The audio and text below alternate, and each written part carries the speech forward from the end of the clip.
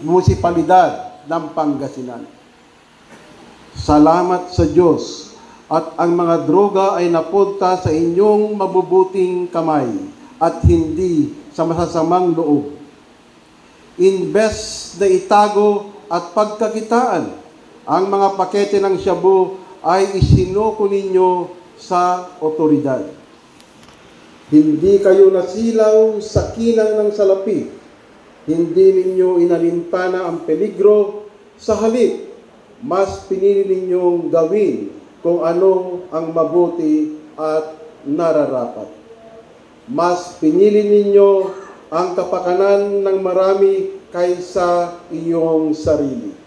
Mas pinili ninyong makatulong na mapangalagaan ang katiwasayan at seguridad ng iyong komunidad. Palakpakan po natin ang ating mangingisda.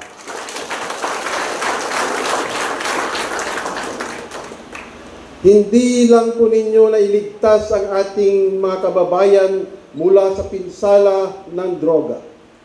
Ipinakita nyo rin sa buong mundo kung ano ang katangian ng isang bagong Pilipino na nagsusumikap ng makamtan ang isang bagong Pilipinas. May pagmamahal, pakialam at malasakit at hindi makasarili, kundi para sa mas nakakarami. Ang iyong katapatan ay isang inspirasyon na dapat tularan ng bawat Pilipino. Ipinakita niyo rin na ang laban kontra droga ay hindi lamang tungkulin ng ating gobyerno, ng kapulisan o ng iba pang ahensya ng gobyerno. Ito ay laban nating lahat ng bawat Pilipino na nagnanais na isang ligtas, maayos at mapayapang bansa. Kaya ngayong araw, ang parangal na ito ay hindi lang simbolo ng pasasalamat. Isa rin itong pagkilala na kayo ay hindi lang tagamasid ng pagbabago, kundi aktibong bahagi nito. Pinatunayan nyo na kahit sa gitna ng hirap ng buhay at sa gitna ng anumang tukso at panganib, ay pinili nyo pa rin gumawa ng tama, maging tapat at maging marangal. Kaya huwag po ninyong maliitin ang sarili at sabihin na kayo ay isang hamak na mangingisda lamang.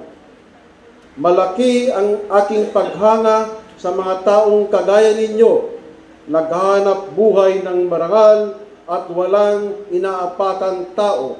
May malinis na konsensya at higit sa lahat, may ambag sa lipunan. Mula sa aking puso, maraming salamat po sa inyong tulong. Nais kong gamitin ang pagkakataon na ito na pasalamatan ang lokal na pamahalaan ng Pangasinan, mga masisipag nating mga mayors, sa Philippine National Police at sa ating mga maritime partners, ang Philippine Coast Guard at ang Philippine Navy. Dahil po sa inyo, mabilis nating na-recover ang mga natagpuang shabu sa dagat at matagumpay na napigilan ito na lumipanak sa kalsada. Sa ating lahat, tandaan po natin na tayo ay nakasakay sa iisang bangka. Hindi sapat na isa lang ang sumasagwan. Kailangan tayo ay sabay-sabay. Kailangan natin ang tulong ng bawat isa upang umusad at malabanan ang hamon ng hampas ng alon. Anumang unos, sama-sama tayong magsasagwan tungo sa pagbabago. Bilang pagtatapos, nais kong ikumpara ang pangingisda sa ating kampanya laban sa droga. Tuwing tayo daw ay namimingwit ng isda, siyempre nagkahangad tayo ng malalaking huli. Nahihirapan at pagtsatsagaan mong hintayin at umaasang may kakagat na isda sa inyong pain. Ganon din po ang kampanya kontra droga.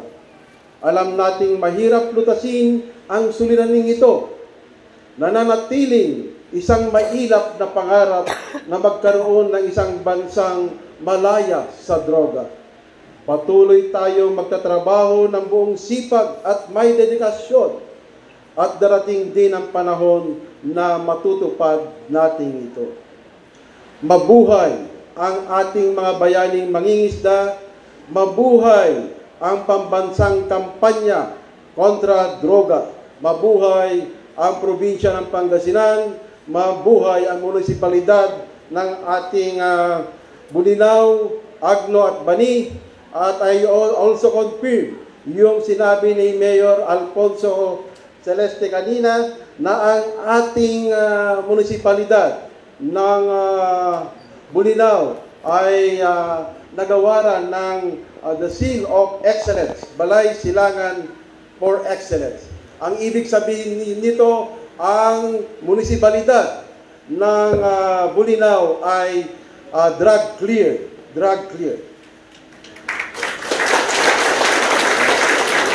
Congratulations, Mayor Jesus Buing Celeste.